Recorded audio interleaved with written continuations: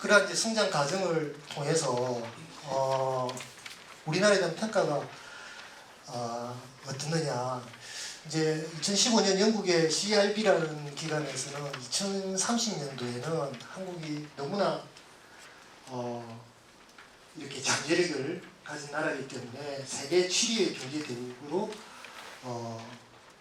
성장할 것이다. 이렇게 이제 전망을 하게 되었습니다. 근데 이제 그 반대로 2017년도 세계적인 이제 컨설팅사인 글로벌 PwC라는 데서 2050년도에 경제 순위가 세계 18위로 이제 떨어질 것이다. 이렇게 지금 이제 11위지 않습니까? 그러니까 한편에서는 이제 30년도에까지는 막 성장을 할 수 있을 것 같다는 겁니다. 근데 50년도에는 이렇게 경제 성장이 떨어집니다. 이거는 이제 아마 우리가 저출산으로 인한 인구의 어떤 감소 이런 것들면서 잠재 성장률이 저하되고 그러면서 소비가 저하되고 그렇게 해서 좀 인구 규모가 많은 이집트나 파키스탄보다 경제 규모가 떨어질 것이다. 그렇게 예상도 합니다. 어쨌든 블룸버그에서는 세계 혁신 순위를 한국에서 이제 혁신적인 어떤 그런 분을 보니까 6년 연속 계속 또 1위를 하고 있고 노벨 경제학자 루카스 교수는 이제 경제 성장 이론의 대가인데 94년 논문에서 한국의 경제 발전은 이제 기적이다. 경제학적으로 이렇게 설명이 이제 안 된다라는 거죠. 그래서 한국은 그 인적 자원의 어떤 개발과 활용 이런 부분들이 아주 탁월하기 때문에 정말 폐허에서 압축 성장을 통해서 전 분야의 경제 성취를 이뤘다. 그리고 4차 산업혁명에서도 최전선에 이렇게 나가고 있다. 이렇게 말씀했습니다. 인천공항을 이제 가면 정말 다른 나라 공항에 비교해 봤을 때 정말 그 수준이 국가 간의 공항 경쟁률에서도 항상 1위가 나오지만 외국에서는 인천공항을 와보면 다들 너무 깜짝 놀란다고 그럽니다. 우선은 그 공항에서 그 외국에서는 이렇게 물건 분실되는 경우도 많지 않습니까? 근데 인천공항에서는 공항에 내가 도착해서 물건을 찾는 데까지 벌써 그 시간이 제가 이제 도착해서 가는데 벌써 물건이 와 있는 거예요. 세계에서 그런 나라가 별로 없다고 합니다. 제가 인천공항 밑에 이제 물류국을 한번 본 적이 있거든요. 투어를 한 적이 있어서 밑을 보니까 그 물건이 이렇게 돌아가는 게 엄청나게 빠르더라고요. 그래서 내가 물을 봤는데 거기에 이게 누가 만든 거냐 이제 그래서 이제 만든 그 소프트웨어는 독일 회사인 것 같았습니다. 근데 독일 회사를 거의 모든 공항에서 이제 그걸 다 사용하고 있었거든요. 근데 항상 우리나라가 분실률이라든지 그 속도면 최고 빠르다는 겁니다. 그래서 왜 그러느냐 이랬더니 결국 이제 사람의 문제인 겁니다. 그 기계나 소프트웨어의 문제가 아니라 그걸 운영하는 한국 사람들의 어떤 책임감, 열정, 열이 이런 거 있어서 그렇게 빨리 정확하게 이렇게 되고 있다 이런 데 설명을 들었거든요. 어쨌든 인천공항에서 내리면 그런 속도에 이제 깜짝을 놀리고 내리고 나면 그 깨끗함에 놀라고 그 다음에 서울에서 인천공항에서 서울을 갈 때 그 공항 철도라든지 버스가 굉장히 쾌적하지 않습니까? 그리고 비용이 너무나 싸다는 거예요. 한 10,000원 정도면 이렇게 갈 수가 있습니다. 근데 여러분 이제 외국 공항이 이제 도심에서 조금씩 떨어져 있으니까 예를 들어 지난번에 제가 스웨덴을 갔는데 인천공항에서 우리 서울까지 거리가 훨씬 가까운 거리에 수도와 그 공항이 있었는데 그 비용이 거의 10만 원이 넘는다는 겁니다. 공항에서. 그래서 이제 그 깨끗하지도 않고 근데 이제 그 빠름 그러니까 서울 와서 스마트폰을 하는데 다 이렇게 빨리 이렇게 볼 수가 있고 서울 지하철 이렇게 타보니까 너무 깨끗하고 시간을 다 확인할 수 있고 뭐 이런 그러니까 인터넷 이런 것도 발달되어 있고 그래서 깜짝 놀란다고 합니다. 그래서 정말 인터넷 혁명으로 인한 가장 혜택을 받는 나라가 한국이 아니겠느냐 뭐 그렇게 할 정도로 인천공항을 온 이후에 외국인들이 많이 놀란다는 이런 말씀을 들었습니다. 그리고 이제 세계 1위 인터넷 보급, 최고 대졸 인구, 해외 건설, 반도체 1위, 세계 수출 7위, 스마트폰 보급률 1위, 자동차 5위, 조선 철강 등 우리가 자랑할 수 있는 것 너무나 이제 많은 것 같습니다. 이게 어떤 사진인 줄 아시겠습니까? Why Nations Fails를 해서 그 국가는 왜 실패하는가, 데런 에스모글루 교수가 쓴 책이 있었죠. 그게 이제 인용되는 게 여러 가지가 있지만 제가 굉장히 좀 인상 깊었던 거는 이제 멕시코 국경 도시에 있는 노갈레스시라는 데입니다. 이건 다 아시겠지만 밤에 한반도 상공에서 찍은 사진이죠. 그러니까 여기 보면은 이제 불빛들이 이렇게 환하게 비춰지고 밤에 찍었으니까 위성으로 그 일본도 환하고 한국도 이제 환하고 서울 수도권 굉장하고 부산 대구 뭐 이렇게 환하게 되어 있죠. 근데 이렇게 북한에는 이렇게 비어 있습니다. 이걸 보면 한반도는 정말 섬이죠, 섬. 멕시코 국경 도시에 노갈레스시라는 데가 있습니다. 뉴멕시코주에. 이제 뉴멕시코주와 미국은 예전에 이제 멕시코가 이제 영역이 컸었죠. 일부는 전쟁에서 뺏기기도 하고 일부는 사기도 했습니다. 근데 공교롭게도 이 노갈레스시라는 데는 이게 도시가 두 개로 나눠져 있는 거예요. 어디가 멕시코고 어디가 미국일 것 같습니까? 예, 이게 오른쪽이 이제 미국이고 같은 도시인데 이게 뭐 어떻게 좀 색깔이 좋아 보이지만 이게 이제 빈민가 같이 그렇습니다. 이게 이제 멕시코죠. 그래서 예전에 나라는 어떤 나라가 부강하고 어떤 나라가 실패하느냐라고 했을 때 이분은 이제 포용적 경제, 포용적 정치 이렇게 이야기를 하거든요. 예전에 뭐 우리 민족이 아주 우수하기 때문에 또는 북반구에 있는 날씨 환경이 좋은 나라에서 또 경제 성장을 하더라. 뭐 또는 이제 뭐 대서양에서 태평양으로 건너서 이렇게 이제 성장이 그게 되더라. 뭐 이렇게 여러 가지 이렇게 이야기하지만 그렇지 않더라. 같은 나라, 같은 문화, 같은 민족 이렇게 가져도 어떤 시스템을 하느냐에 따라서 이렇게 극명하게 차이가 나더라는 거죠. 시장 경제를 그거하고 재산권을 보호하고 뭐 이렇게 이제 그런 걸 하는 나라와 그렇지 않는 나라와는 같은 도시에서도 이렇게 극명하게 차이 나더라. 그래서 한국도 이제 거기 책에 이제 얘가 나오는 거죠. 우리 이제 똑같은 민족이고 똑같은 문화고 이제 그랬는데 어떤 시스템을 이렇게 하느냐에 따라서 그 극명하게 차이 나다 보니까 밤에 사진을 찍었을 때 한반도 북쪽에 있는 북한은 아예 안 보이죠. 평양에 이제 조금 불빛이 보이는 정도. 그게 또 보면은 우리나라가 정말 이렇게 우리가 보통 지도를 볼 때는 한반도에서 이렇게 이어진 것 같지만 사실 이제 북한 쪽하고는 경제 거래가 없으니까 이게 불빛이 아니라도 보면 정말 우리나라 조그만 이 섬에서 이 세계를 이렇게 상대하는 그런 나라다. 정말 대단한 나라다. 이런 또 이걸 보면서 또 느낄 수가 있었습니다. 어쨌든 우리가 어떠한 시스템, 어떤 경제 시스템, 어떤 정치 시스템에 따라서 이렇게 극명하게 차이 나는 것을 이렇게 또 볼 수가 있겠습니다. 왜 이렇게 성장했을까? 다른 나라에서는 이루지 못한 거, 인류사에서도 이루지 못한 우리 성장들은 어떻게 가능했을까? 이제 이런 부분과 관련해서 아까 이제 Why Nations Fails에서 이야기하듯이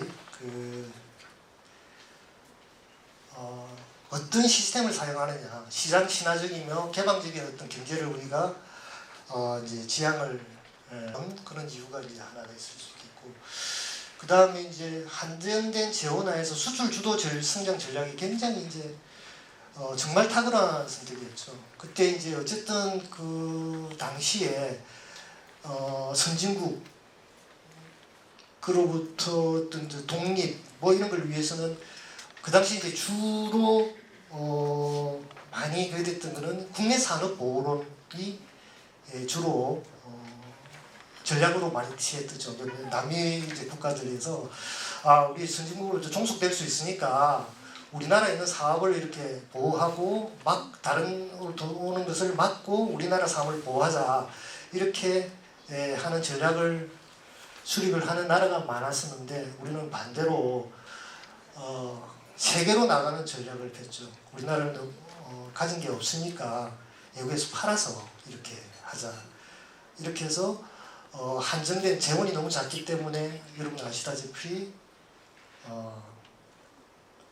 몇 개 소수 기업에 이렇게 특혜 시비도 있었지만 그렇게 해서 성장이 불균형 성장 전략이죠. 그렇게 해서 그 효과가 중소기업, 소상공인, 국민들에게 이렇게 하는 소위 낙수 효과로 이렇게 했던 그 전략이 정말 절묘하게 떨어졌다 이렇게. 그리고 급면하고 이제 우수한 인력, 그 GDP 대비 교육 소비가 우리나라가 1위라고 합니다. 저도 이제 한 번씩 이렇게 생각을 해보니까 정말 우리 경제 우리나라 이렇게 발달한 동인이 뭐겠는가 이렇게 생각을 해봤을 때 결국 여러 가지 원인도 있겠지만 결국 사람인 거 아니겠습니까? 사람이 이렇게 있기 때문에 이제 가능했던 거고 우리가 이제 성장 전략을 이렇게 하더라도 그걸 뒷받침하는 사람이 없으면 안 되거든요. 우리나라 이제 카피 경제이지 않습니까? 일본을 추격 경제였었는데 일본 기술과 이렇게 다른 나라 기술들을 이렇게 알아나가고 그렇게 했을 때 그게 어떻게 가능하겠느냐. 그러니까 결국은 우리의 어떤 문화적인 측면, 부모님들의 어떤 자식에 대한 어떤 학벌에 대한 어떤 그런 부분들이 가능하지 않겠느냐 이렇게 생각합니다. 이 경제성장이 60년대, 70년대 외국으로부터 어떤 기술을 받아들이고 성장해 나가는 과정에서 그 전에 우리 유교 문화기 때문에 많은 사람들이 이렇게 대학 이상으로 이렇게 만들어져 있고 그게 이제 점화가 되면서 바로 이게 흡수가 가능했던 그런 부분이 우리 성장의 동인이 아니겠습니까? 결국 그러면 그 성장의 동인은 우리 부모님들의 역할이지도 않겠는가? 우리 부모님들이 매우 열심히 애들을 갖다가 안 먹고 정말 애들 교육을 위해서 이렇게 했던 그런 부분들이 그렇게 될 것이다. 그래서 다 대학까지 졸업시키고 그게 이제 경쟁성에 바로 활용이 되죠. 근데 제가 이제 하나 불만은 그 과정에서 아까 말했던 불균형 성장을 하면서 뭐 현대나 삼성이나 이런 그 기업이 이제 커 나갔었죠. 그런데 그 부모님들이 인적 자본에 대한 투자를 통해서 했던 그 인력들을 우리 경제 성장 과정에서 좋은 기업들이 그대로 이제 활용하면서 이제 그 성장이 이루어져 왔던 겁니다. 근데 그런 경우는 이제 부모님이 다 그랬는데 그 인력의 어떤 좋은 인력들을 왜 이제 중소기업에게도 중소기업의 성장 과정에서 인력이 너무 중요하니까 왜 좀 활용이 못했을까? 뭐 이제 그런 문제 불만인데 저도 이제 한번 생각해 보면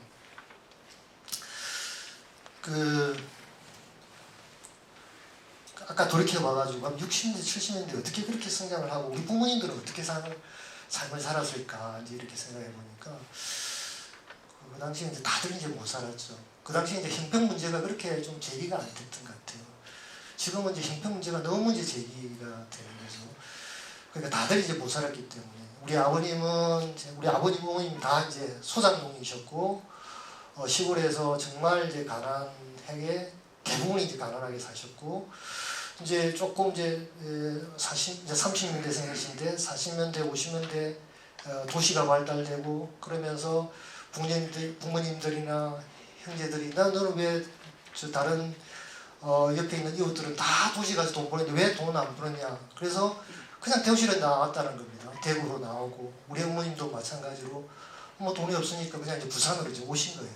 그래서 와서 어머니는 미용을 배우고 그 아버님은 이제 또 이제 뭐 그냥 돈 벌러 다니신 거죠. 그래서 이제 부산을 오셔가지고 그렇게 이제 만나셨는데 이제 그럼에도 불구하고 그 교육으로부터 있던 소외 그런 부분에도 불구하고 우리 부모님들이 자식에 대한 어떤 공부에 대해서는 아주 이제 강했던 것 같습니다. 그래서 비록 못 배운 거에 대한 한이런 말을 많이 쓰잖아요, 그죠? 그래서 이제 우리 DNA 속에는 어떤 그 유교적인 어떤 문화 이런 것 때문에 자식에 대한 어떤 그런 교육들, 그러니까 모든 우리가 인적 자본이 교육은 인적 자본에 대한 투자거든요. 그렇게 이제 성숙돼 왔고 그게 이제 우리 경제 성장에 좀 이제 기여를 했다 이렇게 좀 생각을 하고 있습니다. 그리고 우리 경제 성장 과정에서 우리 어머님들의 역할들이 굉장히 컸다 이제 이렇게. 그러니까 이제 학벌 사회에 대한 뭐 이런 부분들이 사실은 굉장히 이제 비난의 대상이 되지만 어떻게 보면 우리 경제 성장에 큰 기여를 한 게 아닌가 이렇게 생각을 하고 있습니다. 기술 축적에 기반한 해외 투자 이게 조금 이제 우리 성장 과정에서 좀 특징적인 게 좀 다른 나라하고 있더라고요. 지금 이제 베트남이나 막 성장하는 국가, 인도나 이런 국가들이 이제 어떤 전략을 지금 좀 쓰고 있습니까? 외국으로부터 이렇게 투자를 이렇게 많이 받지 않습니까? 직접 투자. 그래서 우리나라 공장 중소기업 하시는 분들도 여러 가지 비용 측면 때문에 이제 옮겨갈 때 막 이렇게 그냥 투자를 하는 겁니다. 근데 우리가 이제 성장 과정에 60년대 그렇게 아무것도 없는 나라에서 하면서 외국인들의 직접 투자를 그러니까 돈이 없는 나라에서는 그냥 외국의 직접 투자를 받아서 나라에 있는 인력을 고용하고 이렇게 성장하는 게 이제 더 가장 빠른 방법일 수 있지 않겠습니까? 근데 외국인 직접 투자를 막았더라고요. 그걸 막으면 어떤 현상이 일어나느냐? 우리 돈으로 이렇게 성장을 해야 된다는 겁니다. 그러니까 우리 돈으로 하려면 외국에서 돈을 빌려야 되잖아요. 그래서 이제 우리는 돈을 빌리는 그런 엄청난 노력들을 했던 것 같습니다. 그래서 그 박정희 대통령이 이제 독일 가서 차관을 빌리기 위한 그런 이제 과정들로 나오고, 그 다음에 이제 예를 들면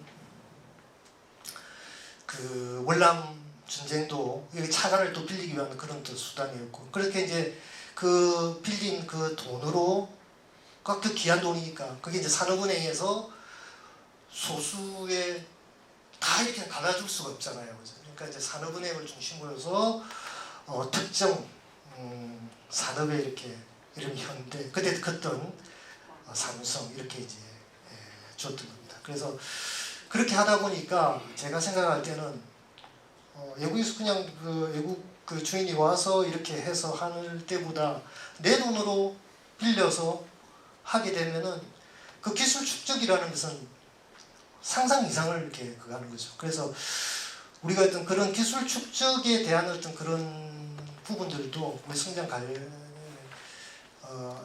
과정에서 굉장히 의미 있게 봐야 될 부분이 아닌가 이렇게 생각합니다. 그 지금 세계적인 삼성이나 뭐 이렇게 봤을 때 그 짧은 기간에 어떻게 그렇게 큰 기술 축적, 세계 최고의 기술 수준이지 않습니까? 이제 그런 부분들도 우리 인력, 그 다음에 우리 투자 전략 이런 부분도 작용을 했다 이렇게 생각합니다.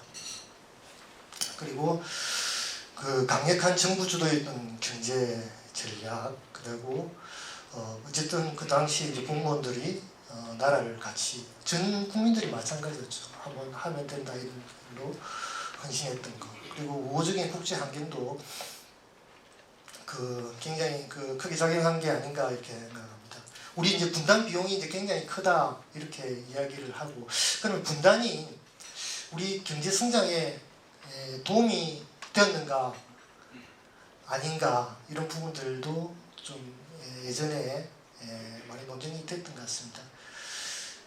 어쨌든 냉전 체제 하에서 우리나라가 아까 말했듯이 가트나 WTO 체제 하에서 굉장히 우호적인 어떤 그런 혜택을 받고, 일본이나 미국으로부터 사실 이제 소련, 중국, 북한 어떤 냉전 체계에서 보호했던 방패막으로서 엄청난 기술 이전 이런 것들을 해줬던 그런 부분들이 있는 거죠. 그러니까 그런 여러 가지 우호적인 어떤 환경이 우리나라가 또 성장하는데 도움이 되지 않았나 이렇게 생각하고, 그럼 또 중국 변수가 있었습니다. 중국 변수가 중국이 개방 개혁을 이제 70년대 이제 하게 됐는데, 만약에 지금 이제 중국하고 지금 이제 중국이 막 따라와서 이제 우리나라가 여러 가지 주력 산업 중심으로 지금 어려움을 겪지 않습니까? 만약에 중국이 우리와 같은 시기에 개방 개혁을 했으면 어떻게 됐을까? 그 중국의 인력, 그 시장 뭐 이런 걸 감안했을 때